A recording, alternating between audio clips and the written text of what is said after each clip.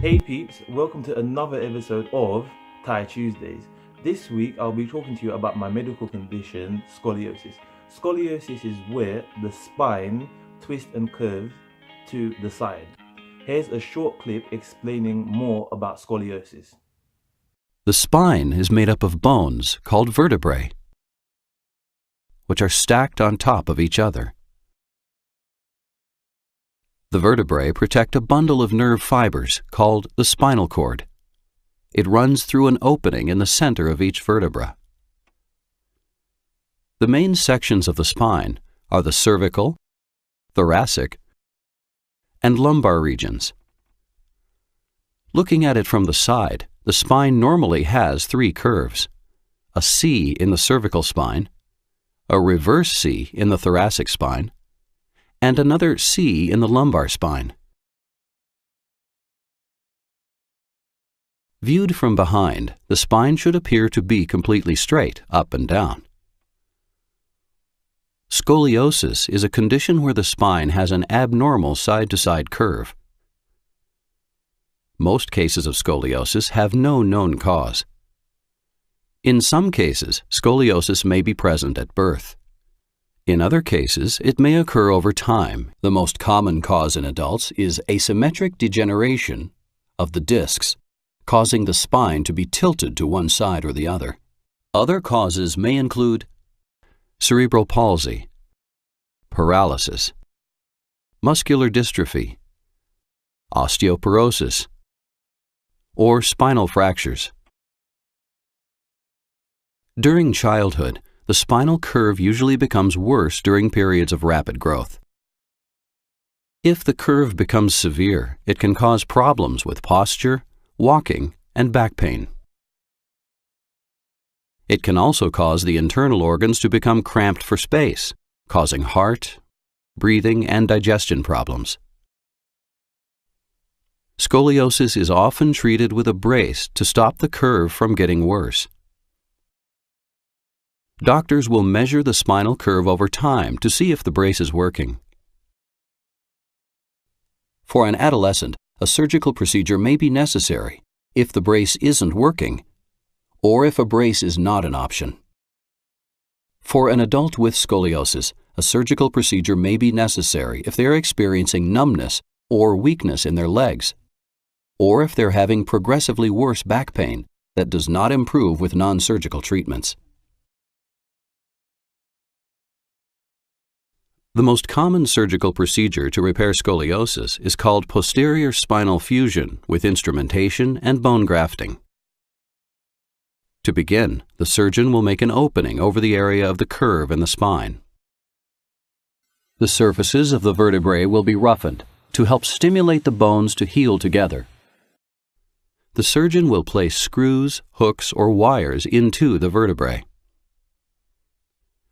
Rods will be placed alongside the vertebrae and attached to the screws, hooks, or wires in order to straighten the spine. The surgeon may remove small pieces of bone from the ribs or hip bone to use as bone grafts.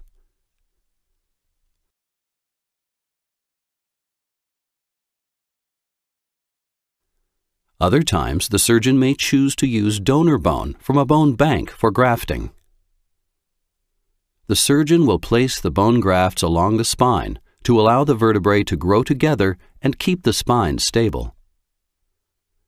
At the end of the procedure, the skin incision will be closed with stitches. Hey peeps, I hope you guys enjoyed that short clip about scoliosis. The reason why I wanted to talk about scoliosis this week, well actually on this day, is because today is the 12th year anniversary of my operation. I remember I went into the hospital on the 21st of May, and as soon as I got in, I had a meeting with my doctor. My doctor was like telling me like what's gonna happen before the surgery and after. My mum left out one tiny detail though. There was a chance that I may not be able to walk again because they were operating like near my spine, so it was like major surgery. So that kind of, I remember when I got the news, that really put me in like a depression, because You know, you're 11 years old, you're in hospital, you know, you're getting the news that you might not be able to walk again, and yet, you know, I haven't even started to live my life because, you know, I was only 11 years old. And yeah, so I went in, you know, on the 21st. That day my family came to visit me. My cousins, you know, my aunties, you know, seeing them there, that made me emotional because, you know, they got to go home and that kind of stuff. And, you know, I remember that day on the 21st, you know, I broke down, you know, because I thought to myself that, you know, my life would never be the same again. People may see me differently, you know, some people might not understand my medical condition, which some people actually don't.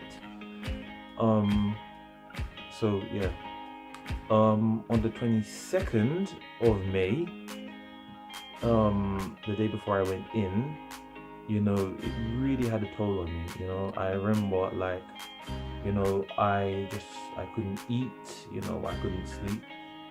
I was just there just thinking about, you know, the surgery, like what in God's name is gonna happen to me, you know what I mean? So yeah, a few hours, so from the night of the 22nd of May, I couldn't eat anything at all until after the surgery. No drink, no nothing. Like, so when I went in on the 23rd, I remember outside the theater, they made me count down from 100, you know, I fell asleep. And then when I got up, this bright light was like in my face, and oh, it was horrible. And the first thing I said to the doctor was, you know, I want my mom.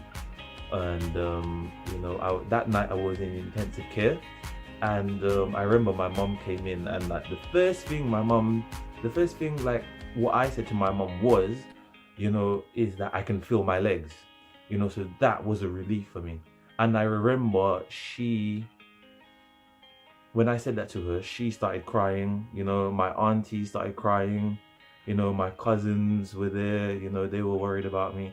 I couldn't really see everybody in my family because, you know, in intensive care, there's only 2 people allowed in at a time. So it was mainly my mom and her twin side that was there with me until, you know, they took me out of intensive care. So I think the next day they took me out of intensive care and they brought me back to my ward.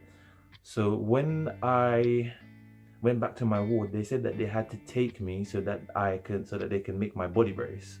So this is my body brace. Sorry, it's a bit dirty, you know, it is like 12 years old. So this is the body brace. So I remember them putting some like hot clay all over my body. It was so hot, and imagine, like, on that day it was a really hot day as well. So imagine it's hot outside and then they have clay on you.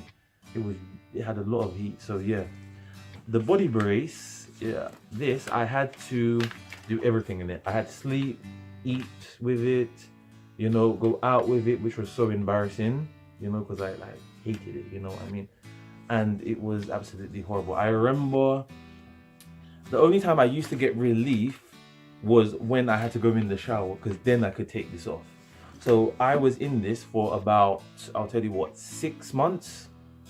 6 months straight, yeah. So that had havoc on me. After the 6 months, I had to put on the neck brace. The neck brace, it was better. You know, I could move around more, you know. I think the only thing is I didn't really want to wear the neck brace because, you know, I was still in school and I was embarrassed by it. And, you know, when you're young, you can get embarrassed by anything, believe me. Also, as well, after they, you know, put the clay on me to make the body brace, I went back to my ward, and you know, I was in so much pain. The pain was just unreal. And I remember, you know, having a conversation with my cousin Khan a few months ago, and he said that the hardest thing that he actually had to see in his life was when they gave me morphine to reduce the pain, because I was in so much pain. They had to give me morphine, and when they gave it to me, I felt so good afterwards, and I wanted more. So I can actually understand how people actually get addicted to painkillers, but believe me, it's not that helpful in the long run to be addicted to painkillers. You just have to go through the pain and just pray that it will be okay. So I stayed in the hospital for, I think it was, I stayed there Monday, Tuesday, Wednesday, Thursday, Friday, Saturday. So I stayed there for 6 days. They released me on the Saturday. I remember when I went home, you know, I just saw my whole house differently. Like, everything was just different to me, you know. It took me a while to, you know, accept that, you know, I do have a disability, you know, and, you know, I also felt like, you know, my friends wouldn't accept me because I have a disability, but, you know, that's not true. Some people will accept you, some people wouldn't. So that's what I had to kind of live with my whole life. At the time I had the operation, you know, I was in primary school, and, you know, I was starting secondary school in September. So in September I started school with the body brace. You know, some of my pupils, they were understanding, some of them wasn't. You know, some of them used to take the piss out of me. Some of them used to call me, you know, the body brace kid for 5 years. You know, that really hurt me, and it really depressed me for 5 years while I was in high school.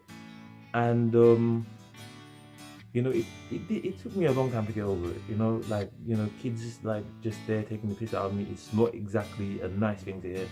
You know, I remember once, you know, I was on Facebook, and you know, we had like a group chat for my year group, and I remember these kids, they were talking about me, and they were laughing about me, and they were unaware that I actually saw the messages that they were leaving, you know, because they didn't think I was part of the group, you know. And when I remember I wrote on there, "You're talking about me," and then you know, the next day they came to me in school, and then they apologized. They said sorry about it and whatever. And I said, you know what?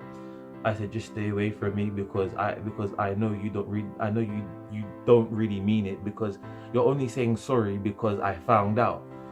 So, you know, I just stayed away from them and whatever.